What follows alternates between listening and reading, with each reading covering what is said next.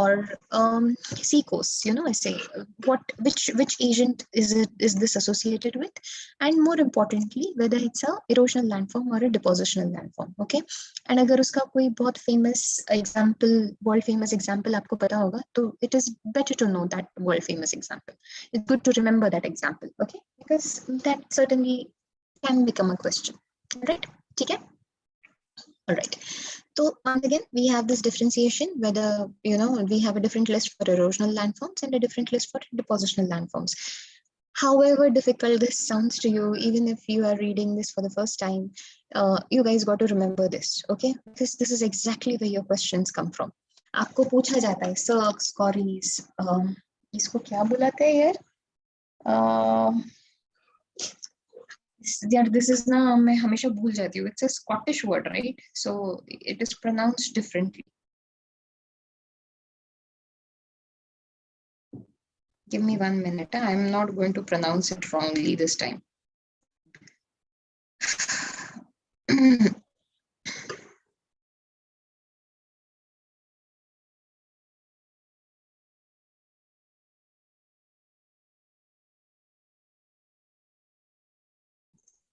Okay, seems उसको कुम करके pronounce करते हैं. CWMS को कुम करके pronounce करते हैं. Scottish नहीं, Welsh word है वो. It's a Welsh word, and clearly it is pronounced as kum. Okay, ठीक है. We'll go with kum.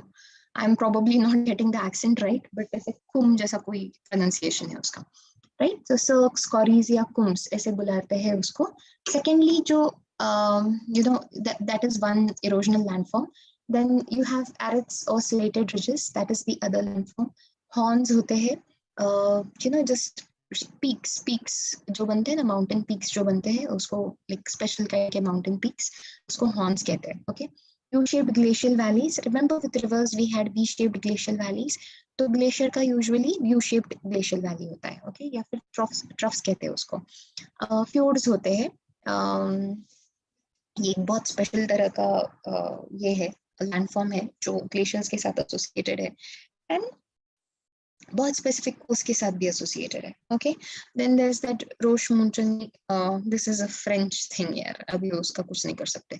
So ये एक landform बनता है उसका, and एक crag and tail. Okay, so these are all erosional landforms. Guys, you got to remember, glaciers is the favorite question when it comes to UPSC. उनको बड़ा अच्छा लगता है पूछना आपको कि इसमें से erosional कौन सा है और depositional कौन सा है, and बच्चे अक्सर भूल जाते हैं कौन सा erosional है कौन सा depositional है.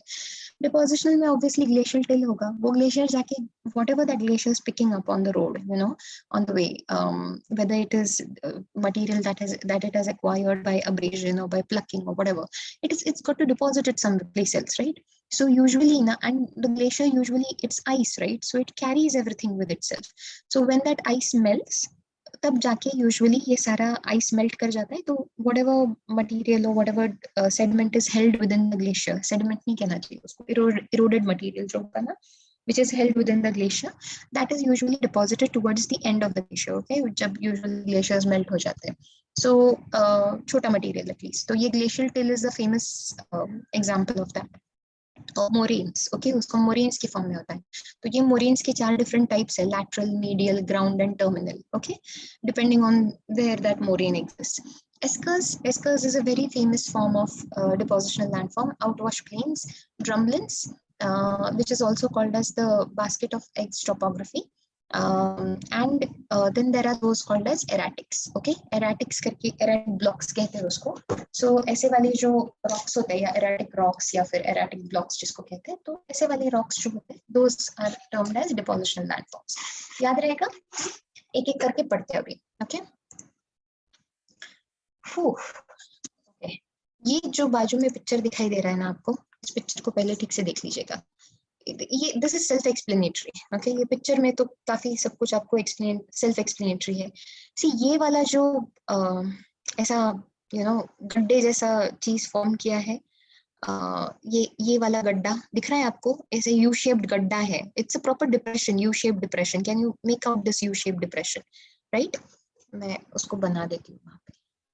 Can you make out this U shaped depression? है ना, it looks like a chair. It looks like a chair जिसका which has a high back and everything. Okay, so you have steep sides. इसके sides जो है वो clearly steep है ना. These sides are clearly steep, and there is a proper U-shaped depression over here, and it feels like there is a high back to this chair. Okay, this portion that is clearly a high back. Okay, so ये ऐसे chair जैसा जो depression बनता है on the mountain slope, that is called as a cirque. Okay, cirque or कौरी कहते हैं उसको famously. This is called as a cirque or a कौरी or a कुम. All right.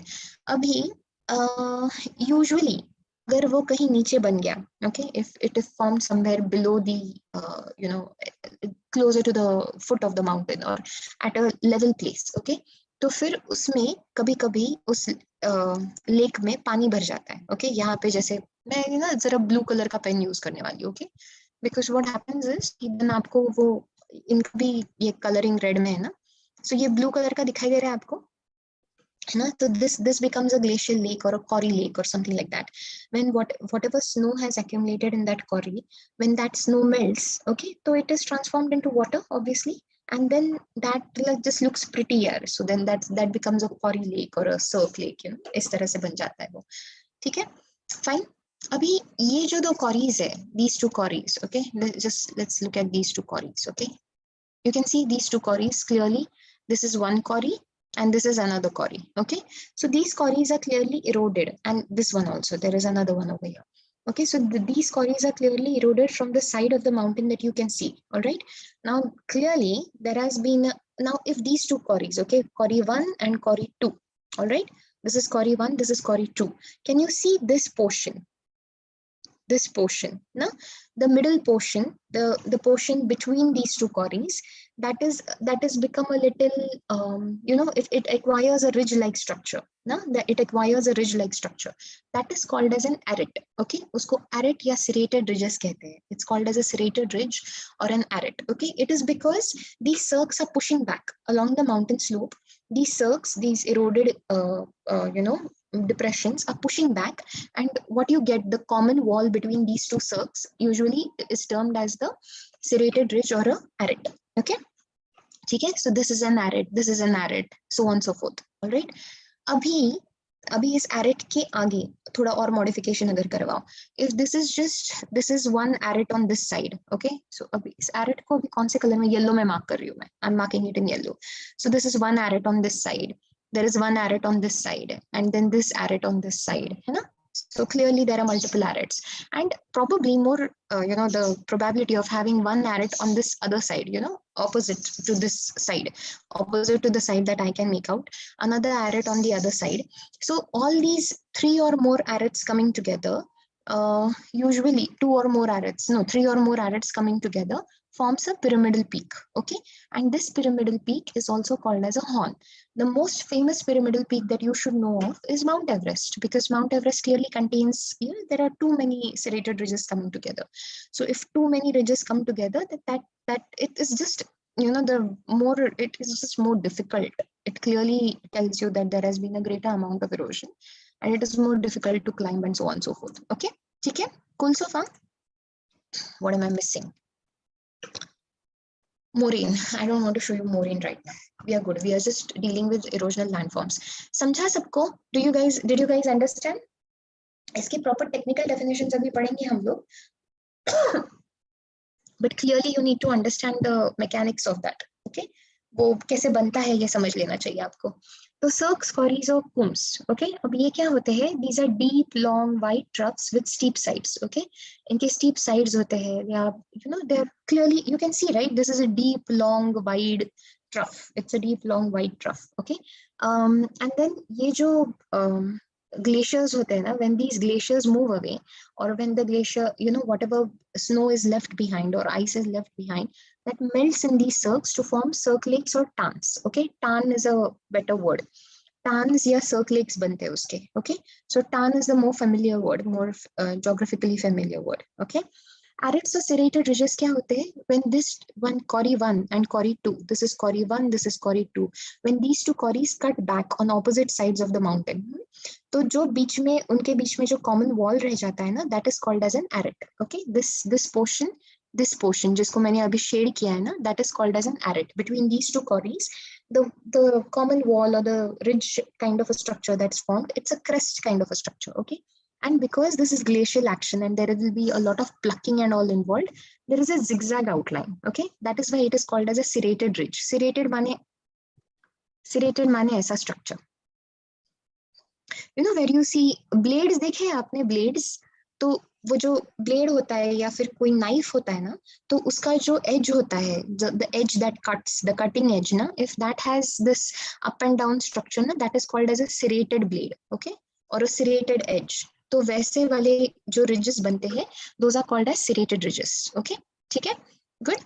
And now next you have pyramidal peaks, okay? Pyramidal peaks या horns जो होते हैं, you have 3 or more cirques that cut back together, then an angular horn is formed, okay? It clearly looks like an angle, right? ये वाला जो structure है, ये clearly किसी angle की तरह दिखता है ना, ऐसा triangular structure दिखाई देता है. और pyramidal peak कहते हैं. तो Matterhorn is another famous pyramidal peak. Alps में जो Matterhorn नाम का peak है ना, that is a very famous peak. And you have Mount Everest in Himalayas, okay? So these two are extremely famous peaks. Okay, people, good?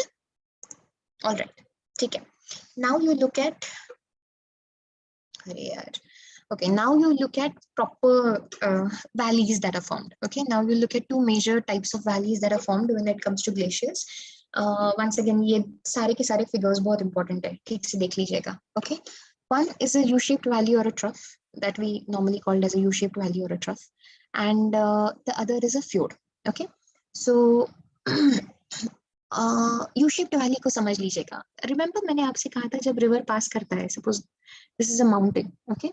This is a mountain, right? And the river has decided to cut into this portion. This is the passage for the river.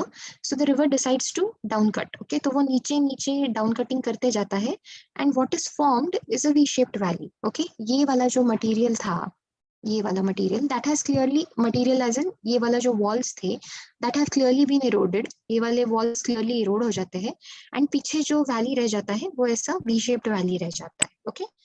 And the river just flows through this V-shaped valley, right? Now, if this happens to say okay, now if this happens to say, if this is a glacier, okay, now अभी एक glacier involved है, तो glacier कोई ऐसा single stream of water में तो नहीं आता है. Glacier का problem क्या है? Glacier बड़ा है, okay? Glacier is clearly huge. It's a huge mass of ice, okay? So वो जब glacier जब erode करता है, तो it erodes the entire structure. ये पूरा जो structure है ना, इसको, इस पूरे structure को वो erode करता है. Solid structure है ना mountain का, तो वो पूरे solid structure को erode करता है, okay? And what you get instead is a U-shaped valley. ना ऐसे trough जैसा जो structure होता है ना, वो मिल जाता है. तो ऐसा proper U-shaped valley मिलता है. U-shaped valley का सबसे important, you know, what do you say, characteristic is flat bottoms. ये वाला नीचे का जो वैली का बॉटम है that is usually flat, and ये जो sides है ना वैली के, those are very steep, okay? वो steep, straight, smooth sides होते हैं, okay? So you get broad floors, flat floors, and smooth and steep sides, okay? Almost vertical sides होती है उस वैली के, okay? V-shaped valley में कैसे ऐसा proper incline मिलता है, right? आपको तो ये U-shaped valley में clearly the sides are properly steep, straight sides मिलते हैं आपको, okay? अभी गुड. हाँ, अभी सेकंड कॉन्सेप्ट समझ लीजिएगा हैंगिंग वैलीज का. उसके लिए आपको ये पिक्चर को ठीक से देखना पड़ेगा, ओके? सबको नजर आ रहा है ये picture? Is this clear? Okay, alright, ठीक है. तो अभी ये पिक्चर में you can clearly make out, एक मिनट, ओके? अब ये पिक्चर में देख लीजिएगा, दिस इज, ये जो ऊपर ये जो बने हैं ये वाला part, this portion, that is the pyramidal peaks, okay? This is where the corrie is formed. ये वाला जो स्ट्रक्चर है ना, तो ये जो ऐसा गोल डिप्रेशन जैसा बना है यहाँ पे, रादर यहाँ पे, ये वो कॉरीज है, ओके? ऊपर की तरफ ना you will find these corries, okay? ये इस तरफ कॉरीज बने हैं आपके, एंड देन ये कॉरी का पानी जब मेल्ट हो जाता है, तो ये वाला जो स्ट्रक्चर है, this portion, that is called as a tarn, okay? That is called as a tarn और अ सर्क लेक और समथिंग. ये जो बीच वाला पोर्शन है दो कॉरीज के बीच का, जिसको मैंने ऐसे जिगजैग शेप में ये मार्क किया है, that is called as an arete, okay? ठीक है, good so far. Now what happens is कि ये जो ग्लेशियर होता है, ये यूजुअली यहाँ से ये पूरे ये जो माउंटेन साइड है ना, यहाँ से नीचे चला आता है, ओके? सो दैट ये जो glacier just comes down, alright, comes down, and ये इस वैली को, मतलब इस एरिया को अच्छे से इरोड कर देता है. Can you see the structure of this? Straight sides है यहाँ पे, the sides are straight and the bottom is flat, Okay, the bottom of the valley is flat. Now the glacier has, after all this erosion and everything, glacier doesn't stay here. Okay, I told you, right, it is going to move a few centimeters, maybe a couple of centimeters, or maybe a few centimeters per day. So it has moved away. After a while, after a few years, the glacier moves away in a different place. Okay, and what left behind is all this water. Okay, ये जो पूरा ice या snow होता है ना, वो पीछे रह जाता है. Okay, in this particular portion, और ये यहाँ के portion में. So ये जो ice या snow water होता है, when that melts, then that is transformed into water, and this water then starts to come down from this place. Okay, ये इस जगह से नीचे आता है, यहाँ से. ये जो पानी होता है ना, ये ऐसे वाटरफॉल्स वगैरह के फॉर्म में यहाँ से नीचे आ जाता है. ओके, सो ये जो पोर्शन होता है, this portion, this particular portion, that is called as the hanging valley. Okay, this portion where the water, it connects to the, there is a valley kind of a structure that connects to the U-shaped valley. तो वो वाला जो portion होता है, that is called as a hanging valley. Okay, तो आपको ये नहीं पूछा जाएगा कि हैंगिंग वैली क्या होता है, लेकिन आपको ये पूछा जाएगा कि हैंगिंग वैली कौन सी लैंडफॉर्म्स के साथ एसोसिएटेड होता है. विंड के लैंडफॉर्म्स के साथ, या ग्लेशियर के, या फिर ग्राउंड वाटर के, या कोस्टल लैंडफॉर्म्स के साथ. You should be able to tell that hanging valleys are very famously associated with glaciated landforms. ठीक है, अभी ये नीचे का जो पानी है जिसको हम रिबन लेक कहते हैं, ये भी एक फेमस ये होता है. This is called as a ribbon lake. Okay, this is the ribbon lake. The reason why you call it as a ribbon lake is because वो ना ऐसा it is just left behind. वो जो glacier आगे निकल जाता है ना, तो वो वैली में जितना भी पानी इकट्ठा हुआ था, whatever what is left behind in the valley, in that U-shaped valley, that just accumulates in the form of a ribbon lake. Okay, and the glaciated regions का सबसे बड़ा ये पता है characteristic क्या होता है? You will find a lot of these depressions, and a lot of these depressions are filled with water.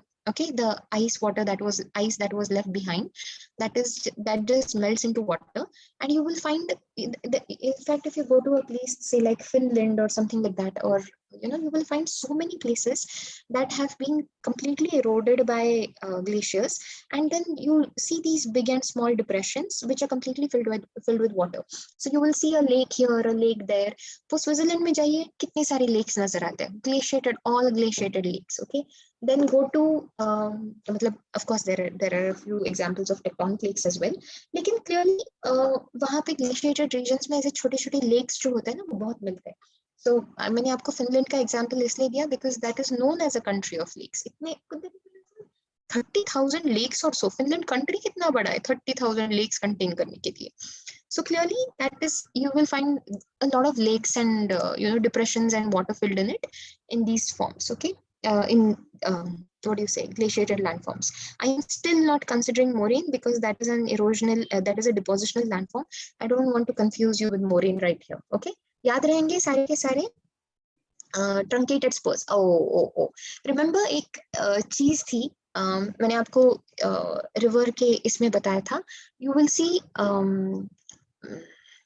ऐसे, इसको ना हम 1 मिनट में आपको दिखाई देती हूँ. ड्रॉ करने की क्या जरूरत है मुझको. हेलो, हाँ, इंटरलॉकिंग स्पर्स. रिमेम्बर इंटरलॉकिंग स्पर्स. इंटरलॉकिंग स्पर्स क्यों होते हैं? Because you see this valley का जो पोर्शन होता है वो ऐसे अंदर बाहर ऑल्टरनेट अंदर बाहर ऐसे रोड होते रहता है, and the river just passes through this portion. Okay, the river just passes through this portion. ये ऐसे इस रीजन में से रिवर पास करते रहता है. Okay, so this is called as interlocking spurs. When it comes to a glacier, तो glacier तो सब कुछ erode कर देता है, right? Glacier is not a stream of water; it is a huge mass of ice, right? तो it will erode anything and everything that comes in its way. So ना आपको यहाँ पे ये जो दिखाई देता है ना, ये जो straight walls दिखाई देते हैं उस वैली के, they are actually truncated spurs. Okay, so truncated spurs is a landform that is famously associated with glaciers because glaciers will remove anything and everything. It will erode anything and everything within its path. Okay, flat बना देता है. Glaciers का खासियत ये होता है कि वो abrasion के process में, उसका जो abrasion का process है उसमें वो सब कुछ flat बना देता है. Okay, ठीक है. Now let's understand what fjords are. Fjords एक special type का valley होता है जिसके लिए आपको ये वाला फिगर रेफर करना पड़ेगा. ये साइड वाला जो फिगर है ना, उसको रेफर कीजिए पहले. सी, तो ओरिजिनल थिंग इज कि फ्योर्ड्स जो होते हैं ना, वो ऐसा माउंटेन है. ओके, ये माउंटेन जो है, तो यहाँ से वो ग्लेशियर नीचे आया, उसने अपना ये ऐसा यू शेप्ड वैली बनाया, right? This, oh wrong pen. Okay, this is the mountain, okay, and the glacier came down from here, and this is the U-shaped valley that it formed, okay. वो ऐसा अच्छा खासा U-shaped valley बनाया उसने. Now what happens is कि ये जो deep glacial trough होता है ना, that unfortunately ये जो valley है, ये जो U-shaped trough है या U-shaped valley है, that is filled with sea water because it is closer to the sea water, या जो भी tectonic process हुआ होगा उसकी वजह से sea water का level rise हो गया होगा, whatever has happened, but this particular what do you say valley has been filled with sea water, okay. It is not just it is a flat bottomed valley yet, लेकिन वो sea water से भर गया है, okay. and उसकी वजह से what happens is कि ये original structure था उस valley का. This was the original structure of the valley, okay. तो अभी वो erosion की वजह से ये वाला जो portion है वो नीचे चला गया है, and what is left behind is this, okay. ये छोटा सा जो section है ना ऐसा ऊपर का जिसको हम rock bar कहते हैं, तो वो वाला portion रह गया है पीछे, okay.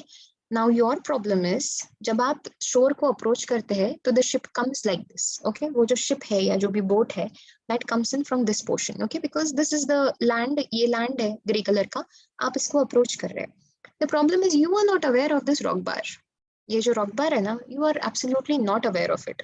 So this becomes a problem in navigation क्योंकि अगर enough पानी नहीं होगा या फिर if it is not if it can cause a hindrance to navigation. Problems हो सकती है, accidents हो सकता है ना, because your deep waters आपको लगता है deep है, but you are not aware of some kind of an intervention or an intervening object over there. So वो थोड़ा सा difficult होते हैं navigate करने के लिए, dangerous भी होते हैं, difficult भी होते हैं. अगर आप उसको normally देखें U-shaped fjords को, तो वो कुछ इस तरह से नजर आते हैं. ये नीचे का जो figure है ना वैसे नजर आते हैं fjords, okay. So this is how a fjord looks like. This entire portion, I don't know if you've seen enough Bond movies, लेकिन this is the this is how. यहाँ पर अगर boat chase करानी हो तो वो बहुत it just looks pretty adventurous, okay. So ये जो it is fjords की खासियत होती है, they are deep and they are long and narrow, okay. तो इस तरह का, so this is the way in which you approach the land. तो ये ऐसा पूरा mountain sides के अंदर से it is like there is a deep winding track to the land through the mountains, okay. तो ये valley से आपको approach करना पड़ता है to the fjord, ठीक है. Are we good people? समझा आपको? Okay. I'm just assuming you've understood everything, huh? Because you've not said anything so far. Okay, दो बहुत important landforms, more depositional landforms में, sorry, erosional landforms में. One is called as Roche Mutiny and the other is called as Crag and Tail. दोनों नजर आ रहे हैं क्या आपको ठीक से? Okay, good. मुझे भी नजर आ रहा है. Now let's understand. Roche Mutiny जो होता है ना, that is a very famously French thing. वो French लोग जैसे सिर के ऊपर hair wigs पहना करते थे ना, उसके ऊपर से वो तब का जो फैशन था उसके पीछे इस लैंडफॉर्म को नेम किया गया है, okay.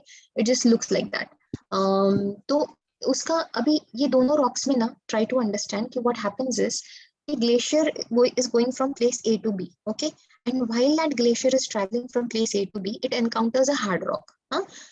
Exhibit A, Exhibit B, okay. तो ये hard rock को encounter करता है, okay. Now the problem is glacier is moving in this direction, okay. Glacier इस direction में move करता है. Now depending on the slope of the land and everything, glacier कभी-कभी एक side का जो slope है उसको ज्यादा इरोड करता है एंड एक साइड के स्लोप से आराम से दूसरी तरफ निकल जाता है, ओके. या फिर in case of crag and tail, और then the other thing could be जैसे रोश मुटनी में करता है ग्लेशियर कि जो द अप्रोचिंग अपस्ट्रीम जो होता है स्लोप वो थोड़ा सा जेंटल होता है, ओके. वेयरएज जो डाउनस्ट्रीम स्लोप होगा वो उसमें ग्लेशियर फटक से नीचे चला जाता है, okay.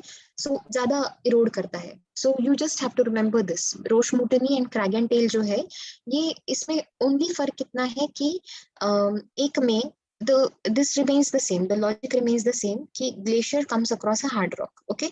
तो वो hard rock के दोनों portions को, दोनों slopes को किस तरह से इरोड करता है. एक slope steep होगा, दूसरा slope gentle होता है, okay. So दोनों में वो ऑपोजिट है डायरेक्शन ऑफ आइस के हिसाब से. यहाँ पर in case of a roche moutonnee the gentle slope is on the upstream side, okay. whereas in case of a crag and tail, the gentle slope is on the downstream side. Okay.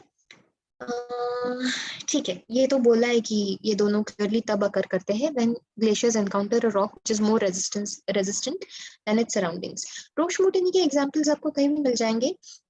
इसके examples जो Craig and tell के example ना, Edinburgh का जो castle है, there is that castle at Edinburgh. तो वो castle clearly कुछ ऐसा है कि the castle is situated on the crag, है ना, यहाँ पे कैसल है, यहाँ पे वो कैसल बनाया है, and there is a proper street है यहाँ पे, हाई स्ट्रीट या ऐसे कुछ बुलाते हैं, जो उस टेल पे सिचुएटेड है ना, शॉपिंग वगैरह करा सकते हैं आप, यहाँ पे दुकानें वगैरह है, तो that is situated on the tail portion of it. Okay, तो I just remember that is a very instant recall, castle rock of Edinburgh. Scotland में जो एडिनबरा का कैसल रॉक करके कैसल है ना, that is the thing that we are talking about. Okay, it's a very how do you say, उसका instant recall होता है उस चीज का, एंड वो आपको पूछा जाता है कि इसमें से कौन सा ग्लेशिएटेड लैंडफॉर्म के ऊपर एसोसिएट या ग्लेशिएटेड लैंडफॉर्म्स के साथ एसोसिएटेड है ऐसे. Okay, now you come to the depositional landforms. Depositional landforms आसान है because like I said, at the end of the day the glacier is going to finish its journey. Okay, so wo glacier after it goes ahead and erodes different places, what it does leave behind is with all those eroded debris. Okay, and at some point of time the glacier is also going to melt because it's traveled all this way, right? So glacier melt kar jata hai, and then wo jo melt hone ke baad whatever sediment or whatever debris the glacier is carrying, those are all deposited, okay, in that melt water. Closer to that melt water. Now glacial till, let's understand what glacial till is. Glacial till is the unsorted glacial sediment, okay, which has not been sorted into shapes. You know, remember how river water used to go? It used to deposit the heavier sediment first, the coarser sediment first, and the finer sediment it used to carry with itself a little further. Okay, तो ये वाला glacial till जो है that's clearly unsorted. Okay, उसको ऐसे classify नहीं किया है, ये coarser material है, ये वाला material है, finer material है, so on so forth. Okay, it consists of pebbles, boulders, rock fragments, clay, anything and everything that the glacier has accumulated so far shall be carried and deposited as glacial till. Okay, there is no stratification or layering, proper layering नहीं है size के हिसाब से or anything. Boulder clay अगर होगा तो that is usually fertile. Okay, अभी whichever land it goes ahead and deposits this into, if it's boulder clay, that can at least be, it is at least the soil is fertile, the glacial till is fertile, and you can use it for agriculture and so forth. Okay, if it's just pebbles and boulders and rock fragments, how are you supposed to have agriculture over there? So glaciated plants का एक problem, lowlands का ये भी एक problem होता है कि whatever material is deposited, that has to be beneficial to the agriculture, otherwise then that land is just laid to waste.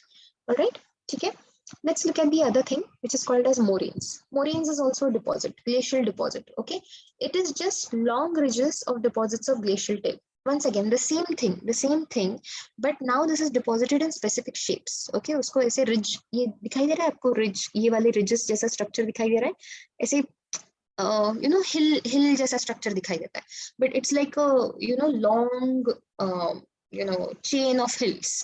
So ऐसे वाला structure जब बनता है, long ridges of deposits of glacial till, that is usually termed as moraines. Okay, उसको moraines कहते हैं.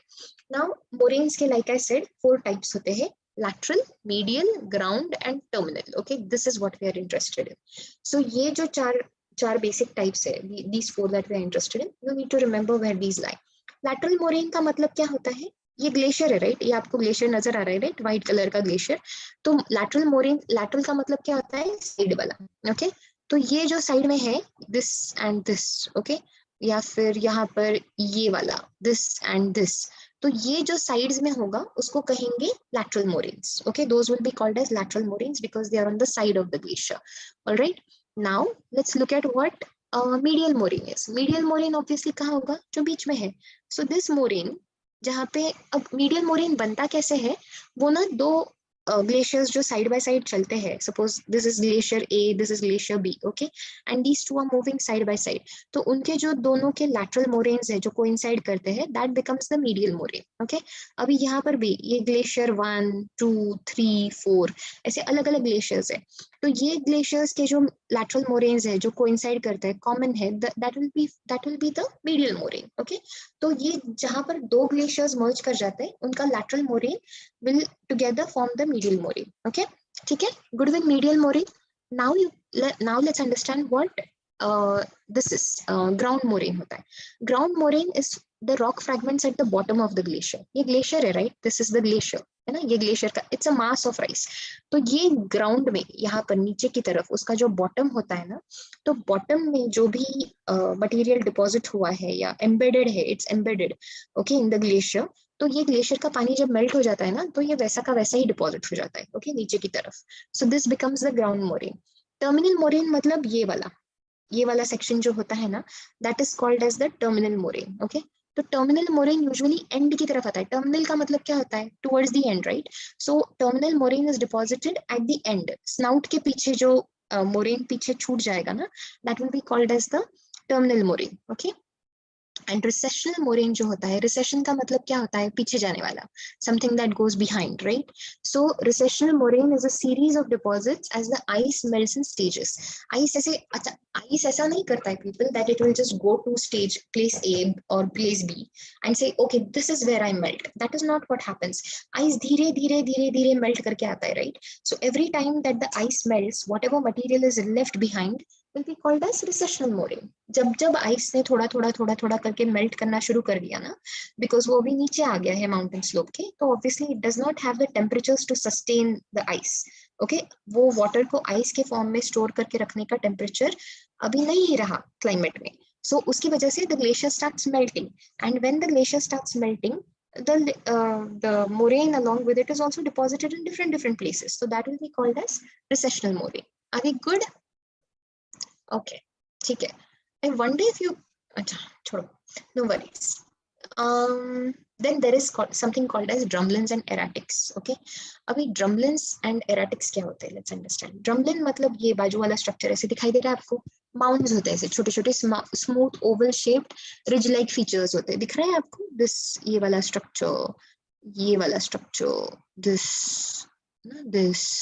ये ऐसे रिज लाइक स्ट्रक्चर्स दिखाई दे रहे हैं आपको, छोटे छोटे माउंड्स जैसे. तो ये ओवल शेप्ड होते हैं. Okay, they are more like, ये दिख रहा है ना आपको, दिस पोर्शन ऐसा वाला, तो ये इस शेप में यूजुअली डिपॉजिट हो जाता है. Okay, these are deposited in this shape, clearly ऐसा इलोंगेटेड स्ट्रक्चर के फॉर्म में डिपॉजिट हो जाते हैं. Okay, and these are usually arrange diagonally. Okay, glacial till या बोल्डर क्ले से बनाए जाते हैं एंड डायगोनली अरेंज किए जाते हैं. So on the on the plains, तो उसकी वजह से क्या हो जाता है ना, you can see this whole structure is like that. ये पूरा का पूरा वैसा ही है, पूरा लैंड वैसा है. तो ये जो ड्रमलिन्स होते हैं ना, उसको बास्केट ऑफ एग्स टोपोग्राफी कहते हैं, because when you keep the eggs in a basket, आप उसको ऐसा थोड़ा सा डायगोनली अरेंज करके रखते हैं ना, सो वो दिखता भी वैसे है, it looks a little like that. So this is called as basket of eggs topography. This makes agriculture very difficult. This kind of a basket of eggs topography makes agriculture really difficult. Okay, so got to remember that this is called as drumlins. Erratics clearly बहुत ज़्यादा, you can see right how this rock is just balanced atop this other rock, right? It has no business being like this. Erratics जो होते हैं ना, they have no business being in such a place. Okay, erratics की खासियत ये होती है कि ये boulders होते हैं of different sizes which are deposited by the glaciers. The glaciers carry this huge big rocks also, because glaciers can erode anything and everything, and size doesn't matter to the glaciers obviously. Okay, तो ये जो erratic होता है वो usually किसी और region से glacier लेके आया है. The glacier is usually carrying this huge rock from some other place. Okay, and then while the glacier is melting, or because the glacier cannot carry this load any further, or the glacier has melted or whatever, so because of that reason, the erratic rock is simply deposited in a place which has nothing to do with its origin. Okay, जो उसका original place था, कहीं तो यहाँ पे place A में यहाँ से वो rock उठाया. Okay, वो छोटा सा rock जो था वो यहाँ से उठाया. Then the glacier traveled and it came down the mountain slope, and while it was going to go down another place, मतलब किसी cliff से वगैरह गिरने से पहले उसने उस rock को यहाँ पे इस cliff के end पे जाके deposit कर दिया. Okay, this is a very favorite position of the glaciers to deposit these erratics. ऐसे किसी cliff के atop बराबर ऐसे बहुत precarious positions में वगैरह उसको deposit किया जाता है erratics को. Okay, erratics की खासियत ये नहीं है कि it is deposited in very precarious precarious positions, you know, जहाँ पे balancing act थोड़ा सा difficult होगा on mountain tops or something. Erratic को erratic इसलिए कहते हैं because it does not match itself with the surroundings. Erratic rocks जो होते हैं, they are a different age and type from the surrounding region because that is not their origin point. उनका origin point कोई और है. The glacier has simply kidnapped that rock and brought and, you know, kept it over here and then walked away. That is what the glacier did to the erratic. Okay, so ये erratics जो होते हैं, it is called as erratic because it is not normal. It does not sync with the surrounding. उस surroundings के साथ sync नहीं करता है अपने, and that is why this particular rock is called as an erratic. Okay, ठीक है? Okay.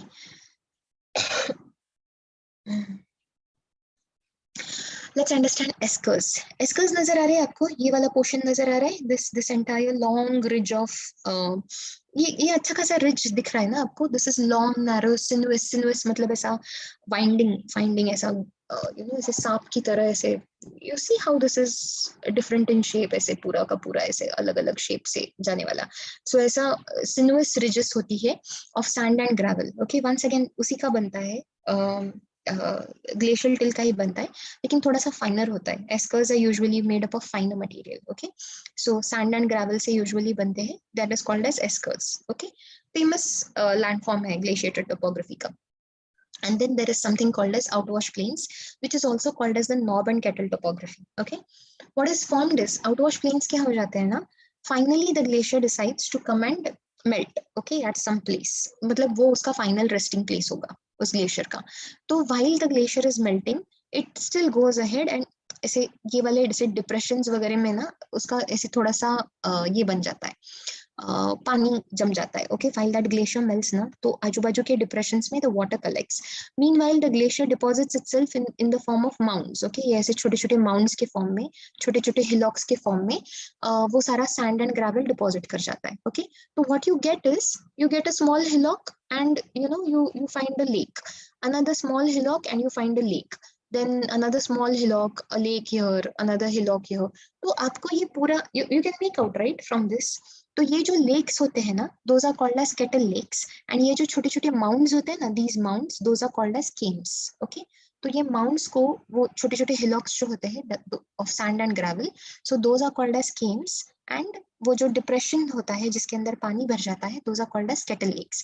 इसलिए ये पूरी जो topography होती है, outwash plains का जो topography है, that gets named as knob and kettle topography. Okay, उसको knob and kettle topography बुलाते हैं. Are we good? समझा आपको? Is this clear? I'm assuming it is because you guys haven't said anything so far, but okay, ठीक है. So that finishes glacial landforms also. Tomorrow maybe Aeolian landforms करते हैं. Okay, wind के साथ जो deal करते हैं ना, वो वाले landforms करते हैं. You're free to ask me questions if you want to. The chat is still open, so that's not a problem. We'll move on to this, the DPSP. Directive principles जो हम कल कर रहे थे ना, we'll move on to that. Okay, मुझे सिर्फ आपको ये बताना, पॉलिटी कर रहे हैं अभी हम लोग.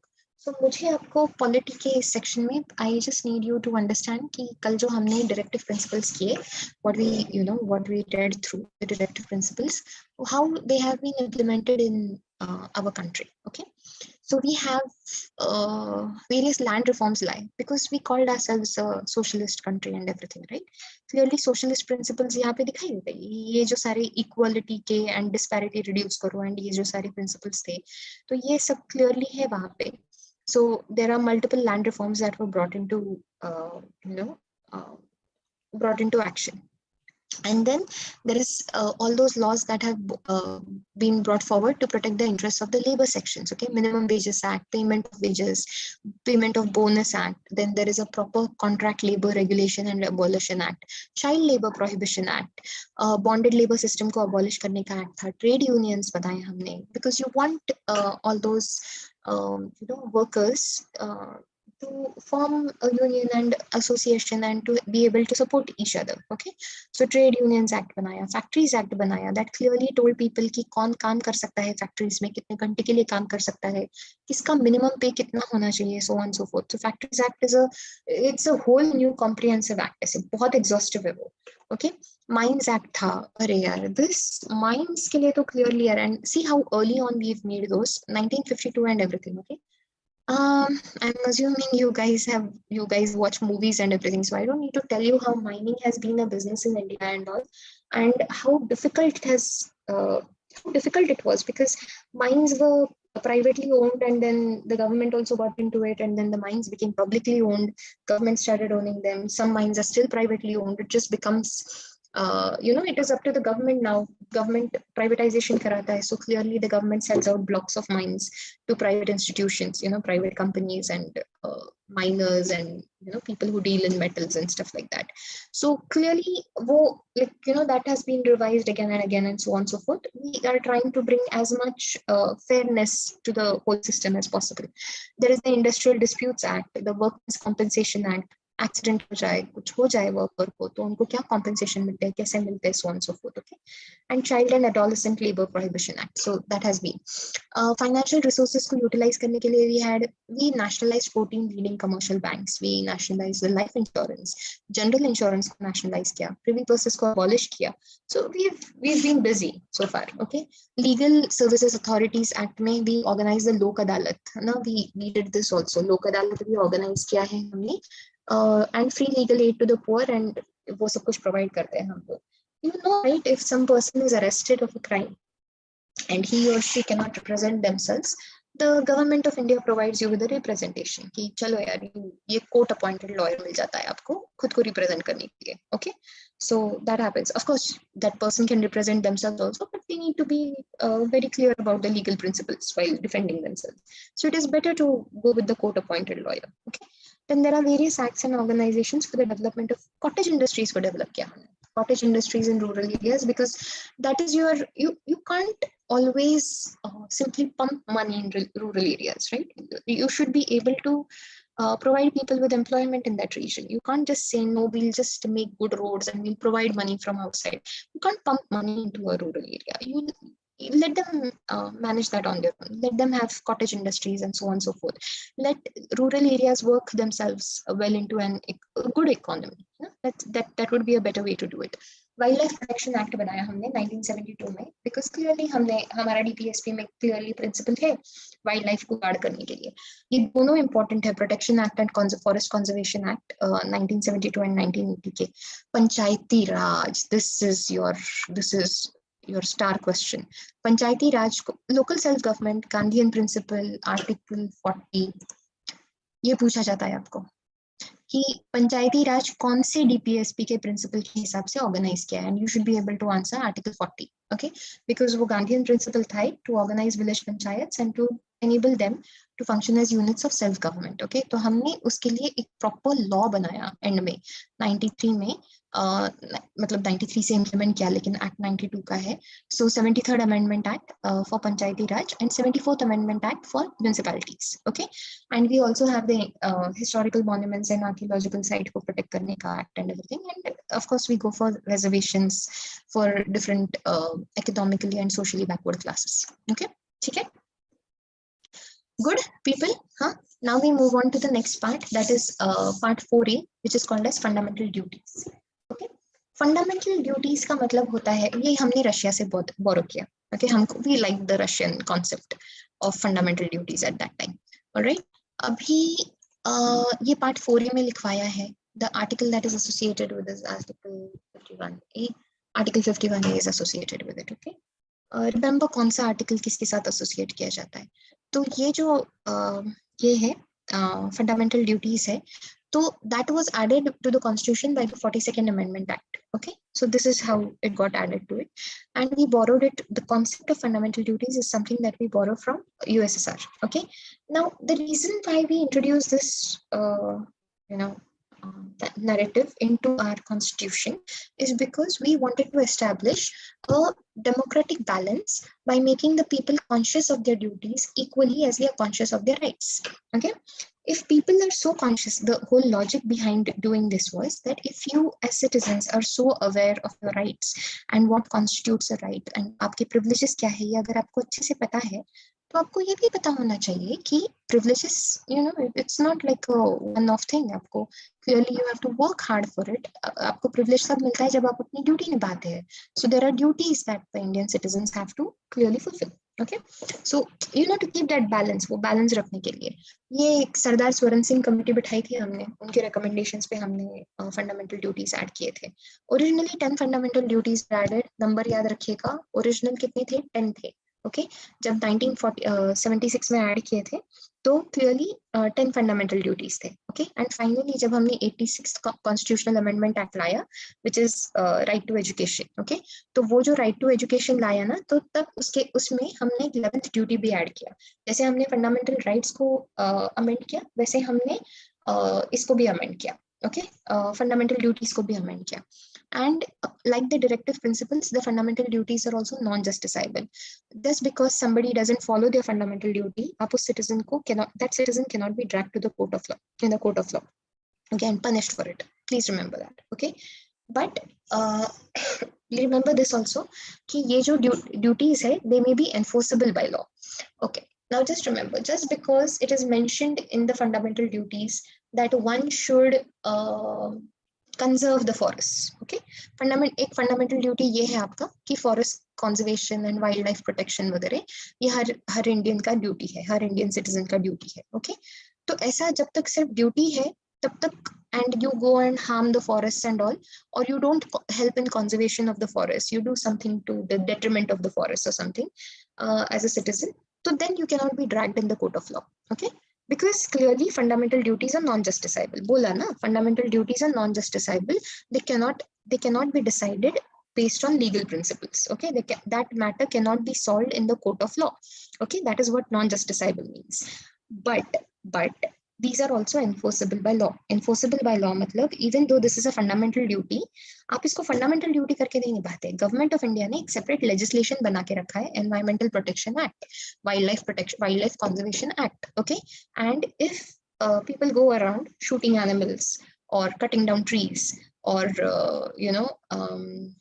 borrowing from the forest where they should not be borrowing, illegally borrowing from the forest, whether it can be in the form of अभी वो एक वीरप्पन करके हुआ करता था, सैंडलवुड में स्मगल करता था, या then there are people who try poaching or something like that, है ना, वो भी करते हैं एनिमल्स की स्किन के लिए, हाइड के लिए, या अभी एलिफेंट्स को टस्क के लिए मारा जाता है. Ivory such a I have no idea why ivory is such an important commodity, but उसको medicines, alternative medicines में भी use किया जाता है it seems. So उसके लिए animals का illegal smuggling वगैरह होता है.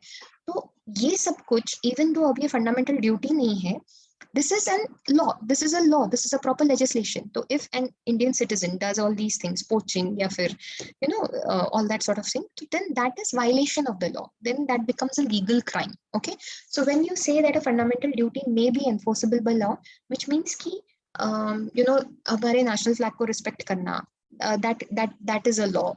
अब वो सिर्फ फंडामेंटल ड्यूटी नहीं है, that is clearly a law. Okay, environment को प्रोटेक्ट करना, फॉरेस्ट को कंजर्व करना, that is clearly a law. Environment protection में बहुत ज्यादा कार्बन डाइऑक्साइड भी स्प्रेड करना अच्छी बात नहीं समझा जाता है.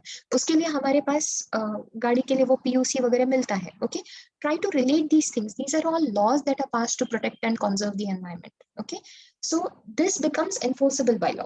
तो अगर भी ये फंडामेंटल ड्यूटी के बेसिस पे नहीं ये किया जा सकता, जस्टिसाइबल नहीं बोला जा सकता है, लेकिन if it becomes a law, if it becomes a legislation, then the violation of that law will clearly constitute a legal crime. Okay, which is punishable by law.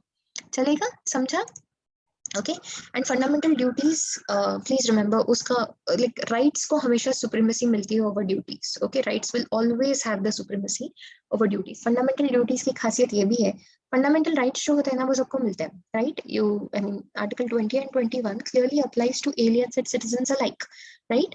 वैसे फंडामेंटल ड्यूटीज जो होते हैं वो सिर्फ सिटीजंस के लिए है. Fundamental duties is something that is only applicable to the citizens of India, not to foreigners. Okay, foreigners को वो ये करना जरूरी नहीं होता है. Foreigners don't have to follow fundamental duties. Okay, now here we go. Fundamental duties क्या है यार? I told you, right, there are 11 duties. Please सारे के सारे पढ़ लीजिएगा and remember these because clearly important. So go forward. To abide by the constitution, to respect its ideals and institutions, the national flag and the national anthem. Standard, so standard. Okay, to cherish and follow the noble ideals that inspired the national struggle for freedom.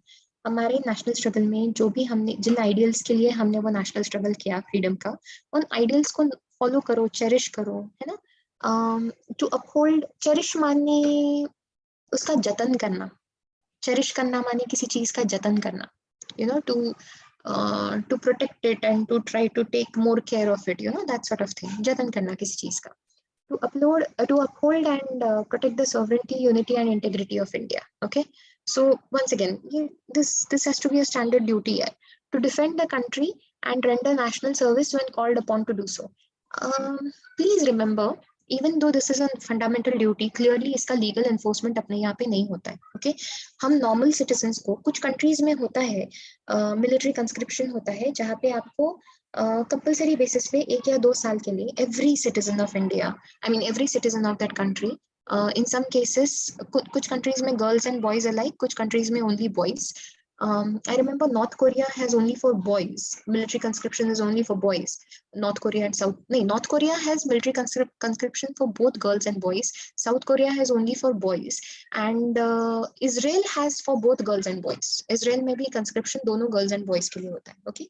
So usually जब बहुत छोटे countries involved होते हैं, and if they have a historical background of huge conflict with the surrounding nations, then military conscription becomes a very important principle. Okay, military conscription का मतलब होता है कि आपको compulsory basis पे government में serve करना पड़ता है for 1 or 2 years between a certain age, 18 to 30 वगैरह ऐसे ages के बीच में you have to compulsorily serve for the government of that particular country. Okay, whether it is in the armed forces or is in the police or जो भी होगा, लेकिन आपको properly train किया जाता है just in case sometimes the country is under war or something like that and you have to just help out the country. तो उस basis पे thankfully India में ऐसा कुछ नहीं है. Okay, India does not have that. We have not made that into a law. That is what I was telling you. To promote harmony and the spirit of common brotherhood amongst all the people of India, transcending religious, linguistic, and regional and sectional diversities, and to renounce practices derogatory to the dignity of women. I mean, clearly, we are trying to protect the dignity of women. है ना? वो protect करने की कोशिश कर रहे हैं. We are trying to reduce the disparities as much as possible, so on and so forth. And clearly the fundamental duties say कि चलो यार, let's just be very close to each other. Okay, let's just be harmonious existence में believe करते हैं. To preserve and value the rich heritage of the country's composite culture. ये भी बोला है हमारी कंट्री का composite culture है, so many cultures which get mixed over here. Okay, so उसको preserve करते हैं उस heritage को. To protect and improve the natural environment, including forests, lakes, rivers, and wildlife, and to have compassion for living creatures. I like our fundamental duties. I don't think there is any other constitution that says you should have compassion for living creatures, but it's so important here. How can it is, I don't know, maybe this is just me being sentimental, but it is important to understand that human beings are not the most important entity in this world, on this planet. Wildlife is just as important. If all those species keep on disappearing from our world, it clearly impacts the environment, it impacts the human beings also. So clearly you have to have that compassion for someone who shares the earth with you. These are all organisms and living creatures who share the earth with you. You have to have that basic sense of brotherhood. Okay, so to develop the scientific temper, humanism, and the spirit of inquiry and reform. Okay, तो ये भी develop करने के लिए बोला है. It's like be a little more curious, have the spirit of inquiry and reform. अपने आप को बेहतर बनाइए हर दिन पे, that sort of thing. Develop a scientific temper. बेहतर कीजिए. This also goes very close to it. To strive towards excellence in all spheres of individual and collective activity. मतलब आपने अपने आप को रोज excellent बनाइए. Make yourselves excellent in your individual activity, in your collective activity. मतलब as students, you should excel as students. In your individual life, you should be a better son or daughter, and that sort of thing. Make yourself a better person. Okay, so that the nation constantly rises to high levels of endeavor and achievement. All right, this is also an important thing, to safeguard public property, to abjure violence. अब इसको हमने proper legislation बनाया है. Anybody in this country, citizen or alien alike, anyone who harms the public property gets punished for it. It's a legal crime. Okay, so this has been made into a proper law. And to provide opportunities, this is the one that we added at the end. Okay, ये हमने original 10 यहाँ तक किया था हमने, and then उसके बाद ये वाला हमने add किया. To provide opportunities for education of his child to his child or ward between the age of 6 and 14 years. This becomes a fundamental right for the kid that he or she should get free and compulsory education between the age of 6 to 14 years, whereas it becomes a fundamental duty for the parent or the caretaker, whoever the caretaker is, or the guardian is, legal guardian जो होता है ना, उसके लिए या parent के लिए ये duty है कि वो अपने child को या ward को between the age of 6 and 14 years education के opportunities provide करें. Okay, so please remember कि ये किस अभी you can make out, right? This is provide opportunities for education to his child or ward between the age of 6 and 14 years. यही अभी इसी को हमने ये बनाया है. Wait a minute. This is a proper DPSP also. कहाँ गया इसका directive principle? Yeah, this one. This is the directive principle. To provide early childhood care and education for all children until they reach the age of 6 years. Okay. तो we have include DPSP कहता है 6 साल तक protect करके रखो and care and education दो बच्चों को. ड्यूटी कहता है कि parents should provide for the provide opportunities for the child's education from 6 to 14 years of age, and fundamental rights say that for a child who is between the age of 6 and 14 years, free and compulsory education is the right of that child. Okay, वो उसका fundamental right है कि उसको free and compulsory education मिलना चाहिए. ठीक है? So please remember how these things are worded in different places. Okay, समझा? अभी we are done with this part also. Now before we move on to the this ना what you say union, हमको एक union करके part consider करना पड़ता है.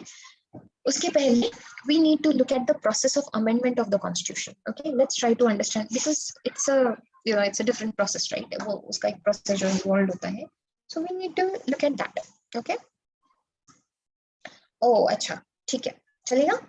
All right. So let's look at amendment of the constitution. People, you are not seeing anything in the chat, so I'm just assuming that you're getting everything, because unless I have feedback, I can't change what I'm doing. Okay, I'll just assume that whatever the rate that I'm teaching at, or whatever I'm saying is making sense to you. All right. Okay. Now let's understand the process of amendment of the constitution. Why would you want to amend the constitution? Because the makers of our constitution thought that India, we are in a dynamic situation, right? That the world keeps on changing a lot, and India has to have its constitution that responds to these changes. है ना? आपको थोड़ा सा respond करना पड़ता है to whatever happens around you. Situation change हो जाती है. Okay.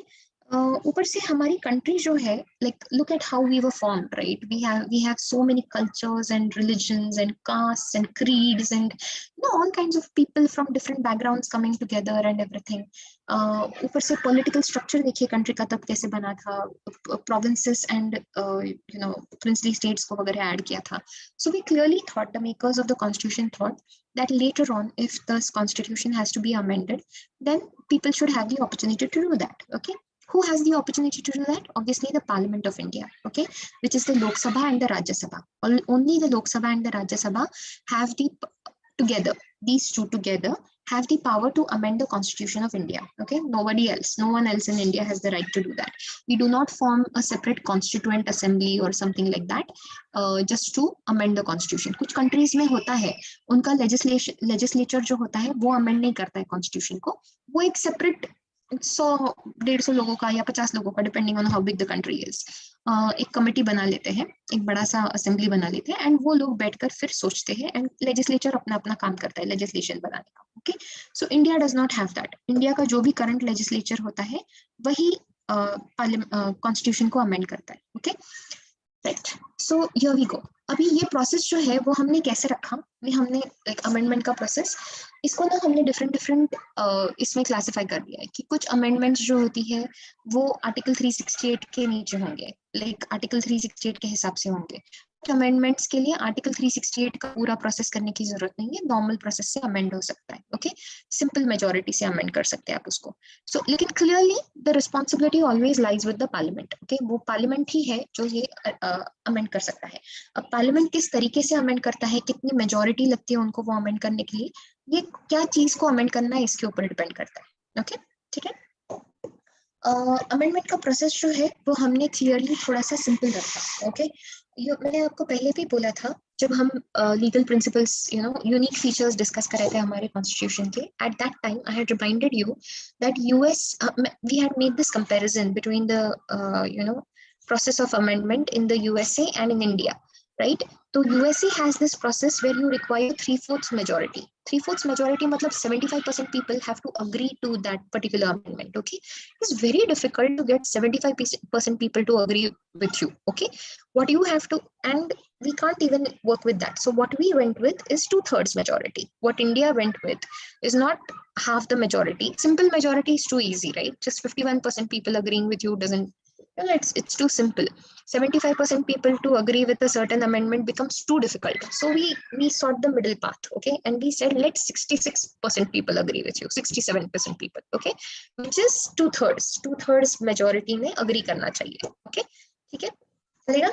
So this way of amendment is also considered pretty flexible.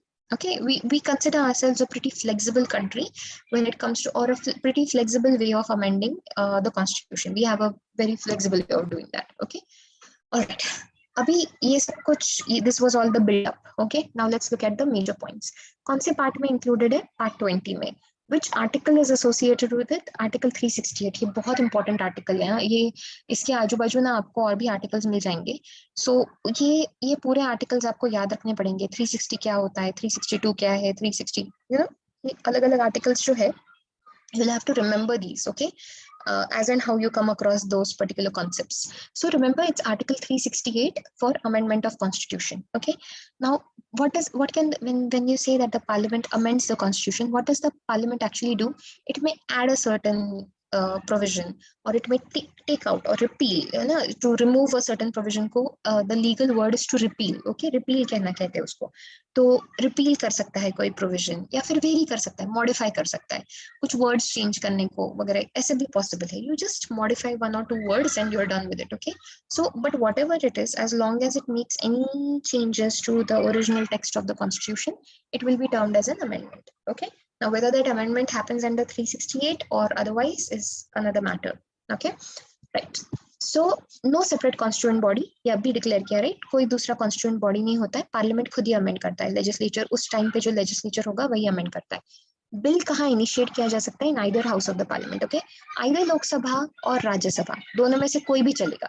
किसी भी हाउस में पार्लियामेंट, ये बिल का जो इनिशिएशन हो सकता है वो वहां पे हो सकता है. ओके, लेकिन स्टेट लेजिस्लेचर में नहीं चलेगा. स्टेट लेजिस्लेचर का कोई बिजनेस नहीं होता है पार्लियामेंट कॉन्स्टिट्यूशन को अमेंड करने का. They do not have the right to do that. Okay, bill जो होता है वो दोनों हाउसेस में सेपरेटली पास होना चाहिए. Okay, so the process is कि से सपोज राज्यसभा ने शुरू किया, बिल का प्रोसेस राज्यसभा में इनिशिएट किया, तो पहले राज्यसभा में इनिशिएट करके what ever the process of the bill is that has to be completed and Rajya Sabha has to pass the bill. Okay, फिर उसके बाद बिल जाता है लोकसभा में. ओके, तो फिर लोकसभा उसको सेपरेटली डिसाइड करता है एंड लोकसभा ने भी वो बिल पास करना चाहिए. अगर दोनों ने पास कर दिया, लोकसभा एंड राज्यसभा दोनों ने पास कर दिया, तो फिर that bill is considered to be passed. Okay, अगर एक हाउस ने पास कर दिया, मतलब राज्यसभा ने पास कर दिया लेकिन लोकसभा ने नहीं किया, या लोकसभा ने पास किया लेकिन राज्यसभा ने नहीं किया, तो फिर there can never be a joint session. Normally ना जब अपने यहाँ पे बिल्स पास नहीं होते ना,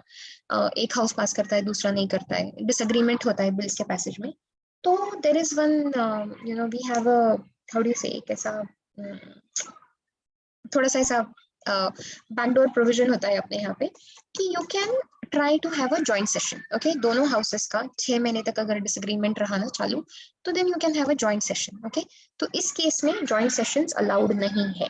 Please remember, there are no joint sessions allowed. So both have to pass this bill. Okay, दोनों को बिल पास करना चाहिए separately, राज्यसभा में भी and लोकसभा में भी. Okay, so अगर दोनों में से either of the houses does not agree, वो बिल वही खत्म हो जाता है. The bill just stops over there. Okay, nobody gets to convince the other. कि अरे यार how come you are not passing the bill और something, okay, the bill stops over there. अगर दोनों हाउसेस डिसएग्री करते हैं या तो जॉइंट सेशन नहीं होगा, प्रेसिडेंट को हाँ बोलना ही पड़ता है। The president has to say yes to the amend, okay, amendment, okay, उनको असेंट देना ही पड़ता है। The president must give his assent, okay, he और she can not withhold assent और return the bill for reconsideration, कुछ नहीं कर सकते। एक बार बिल आ गया ना तो the president has to agree, okay. And parliament ऐसा कोई अमेंडमेंट्स नहीं कर सकता है which alters the basic structure of the constitution. वो बेसिक स्ट्रक्चर याद है, हमने अभी परसों पढ़ा था, कल पढ़ा था, कुछ सर्टेन प्रिंसिपल्स थे उसको फॉलो करना था। सो वो सारे जो बेसिक स्ट्रक्चर होता है उसको ऑल्टर नहीं कर सकते, that can't be altered, okay, ठीक है। सो ये वो बेसिक चीजें हैं। Now like I said, some amendments happen under Article 368 and some amendments happen outside of Article 368, okay. So those amendments that, guys, you can hear kids shouting yeah, outside my window.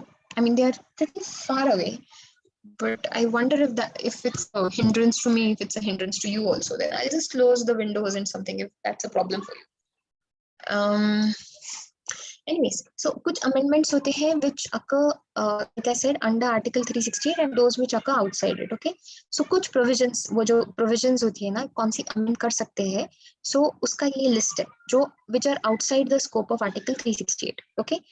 Outside the scope of article 368 माने वो simple majority से, जैसे normal bills होते हैं ना, वो जैसे simple majority से पास कर सकते हैं, तो उस सिंपल मेजोरिटी से ये वाले प्रोविजंस भी ऑल्टर किए जा सकते हैं, okay. So here we go, admission or establishment of new states बनाने हो ना, या फिर ऐसा कुछ करना हो, तो उसके लिए आइदर किसी स्टेट को ऐसा अंदर एडमिट करना हो, जैसे सिक्किम को किया, या फिर कोई नया स्टेट एस्टैब्लिश करना हो, जैसे हमने छत्तीसगढ़ या फिर तेलंगाना वगैरह से बनाया, तो उसके लिए आर्टिकल 368 के थ्रू जाने की जरूरत नहीं, okay. Formation of new states and alteration of boundaries, names, areas of existing states, delimitation of constituencies वगैरह, ये सारी चीजें जब आप करते हैं तो इसके लिए भी आपको आर्टिकल 368 अप्लाई करने की जरूरत नहीं। Election to parliament and state legislatures, abolition or creation of legislative councils in states. Remind, मैं आपको जब स्टेट्स का पोर्शन पढ़ाएंगे ना, आपको पार्ट 6 पढ़ाएंगे ना स्टेट्स वाला पोर्शन, तो will discuss this in more detail, okay, कि लेजिस्लेटिव काउंसिल्स कैसे बनते हैं, कैसे अबॉलिश किए जाते हैं, so on so fourth, okay. Second schedule के जो भी अमेंडमेंट्स है, सेकंड शेड्यूल में ना आपको एमोलुमेंट्स, अलाउंसेस, प्रिविलेजेस, ये सब कुछ डिस्कस किए जाते हैं of various government officers, okay. So president and governors and speakers and जजेस, important very high level officers जो होते हैं ना गवर्नमेंट के, उनके अलाउंसेस एंड प्रिविलेजेस डिस्कस करते हैं। सो उसमें उसके प्रोविजंस को ऑल्टर करने के लिए 368 की जरूरत नहीं। कोरम इन द पार्लियामेंट, हम नॉर्मली 110 से चलते हैं, लेकिन that's the thing, okay. Salaries and allowances of members of the parliament, once again this also is a part of the process. Rules of procedure in parliament, rules of procedure मतलब day to day functioning के लिए जो भी एक rule book होता है ना उनका, जो नॉर्मली जिसका how do you say, the speaker in the Lok Sabha and the chairman in the Rajya Sabha both responsible for it. तो वो जो रूल्स ऑफ प्रोसीजर होता है जो फॉलो करना पड़ता है, तो वो रूल्स को ऑल्टर करना हो तो, okay. Privileges of the parliament, its members, it's committees, तो उसमें कोई चेंजेस करने हो तो use of English language in the parliament, number of puny जजेस in the supreme court, okay. Puny जजेस मतलब जजेस other than the chief justice, okay. कॉन्फर्मेंट of more jurisdiction on the supreme court, इसके लिए भी आपको आर्टिकल 368 के थ्रू जाने की जरूरत नहीं। सी ऐसा कोई प्रोविजन नहीं है जो गवर्नमेंट सिंपल मेजोरिटी से सुप्रीम कोर्ट के प्रिविलेजेस को कम कर सकता है, लेकिन अगर उसकी जुरिस्डिक्शन को बढ़ाना है, ज्यादा जुरिस्डिक्शन देना है सुप्रीम कोर्ट को, तो वो सिंपल मेजोरिटी से हो सकता है, okay. Use of official language, हमारा ऑफिशियल लैंग्वेज कैसे कहाँ यूज करना चाहिए। 5th and 6th schedules, once again that this 5th and 6th schedules deal with the administration in scheduled areas in certain states and outside of those 4 states, okay. and एक citizenship के principles, तो वो वाले principles amend करने के लिए आपको, या provisions amend करने के लिए आपको article 368 यूज करने की जरूरत नहीं. You can do them without the usage of article 368. The whole point of using or not using article 368 is, or of a provision being amended under or outside article 368 is the majority. Okay, article 368 को 2/3 majority लगती है, whereas अगर आप article 368 के बाहर amend करो तो आपको simple majority से काम चल जाता है. Okay, good. Okay, ठीक है. Right. अभी ना Oh, by the way, people, I do plan to post these notes on the group today. So शाम को मेरा plan है geography के and इसके notes post करने का polity के. So keep a lookout for that. All right. मैं पहले ही बता रही हूँ कि we are going to do this. Right. So now let's look at the amendments.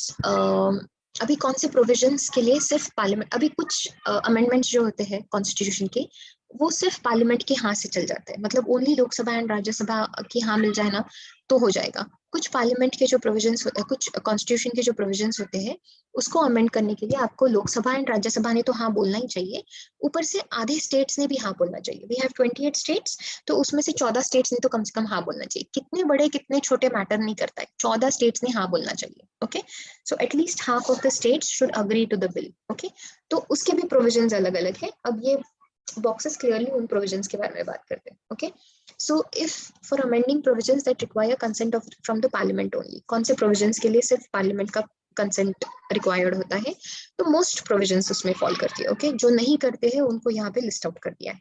Okay, ये ग्रीन बॉक्स के जो प्रोविजंस है ना वो क्लियरली वो डिस्क्राइब करते हैं कि यहाँ पे आपको पार्लियामेंट का भी हाँ लगेगी, मतलब लोकसभा ने एंड राज्यसभा ने सेपरेटली हाँ बोलना चाहिए, एंड देन 14 स्टेट्स ने भी हाँ बोलना चाहिए. 14 मतलब एटलीस्ट हाफ द स्टेट्स ने हाँ बोलना चाहिए. ओके, तो ये ब्लू बॉक्स की तरफ आ जाते हैं. तो यहाँ पे we are just looking into those provisions that require consent from the parliament only. Okay, सिर्फ पार्लियामेंट का कंसेंट किसको लगता है, so you require this consent. ये वाला जो होता है ये सिर्फ 2 हाउसेस ऑफ द पार्लियामेंट का कंसेंट होता है. ओके, सारे प्रोविजंस, मोस्ट प्रोविजंस जो आर्टिकल 368 के नीचे अमेंड किए जाते हैं, most of them will fall into this category, blue category. Okay, तो ये बिल जो होता है लाइक वी डिस्कस्ड, ये आइदर हाउस में इनिशिएट कर सकते हैं, या तो लोकसभा में या राज्यसभा में. Okay, the bill has to be passed by a special majority. Okay, in both houses, Lok Sabha and Rajya Sabha दोनों ने उसको स्पेशल मेजॉरिटी से पास करना चाहिए. स्पेशल मेजॉरिटी को क्या कहते हैं, a majority of the total membership of that house and a majority of not less than 2/3 of the members of that house present and voting. Okay, now let us understand what both these things mean. ये दोनों condition satisfy करने चाहिए कि जो total लोगों ने vote किया है, जो टोटल लोगों ने असेंट किया है बिल को, असेंट दिया है बिल को, वो टोटल मेजॉरिटी, टोटल हाउस का जो टोटल मेंबरशिप जो है हाउस की, उसका मेजॉरिटी फॉर्म करते हैं. ओके, सिंपल मेजॉरिटी मिलेगा. एंड उस दिन जितने लोग प्रेजेंट एंड वोटिंग थे उसमें से भी that should also be 2/3 of the majority of the people present and voting that. Okay, now इसको समझ लीजिएगा. Suppose there are like 100 people. Okay, मैं 545 या 250 के साथ नहीं डील करने वाली हूँ, वो कैलकुलेशंस आपकी समझ नहीं आएंगे. Okay, I'm just going to deal with this 100 people. Okay, मैं सिर्फ 100 लोगों के साथ डील कर रही हूँ. It's easier math, है ना, मैथ आसान हो जाता है. So let's say कि कोई वो हाउस जो है अपना आइदर लोकसभा और राज्यसभा, उसका टोटल अज्यूम कर लीजिएगा कि उसका टोटल मेंबरशिप 100 है. People is already 620. मैं क्या करती हूँ ना, मैं आपको ये प्रिंसिपल कल समझा देती हूँ. Okay, I will explain the special majority वाला प्रिंसिपल टुमारो. चलेगा? Because I don't want to stretch this further now. Anyways, thank you for joining me, and you guys take care and stay safe. Okay, bye bye.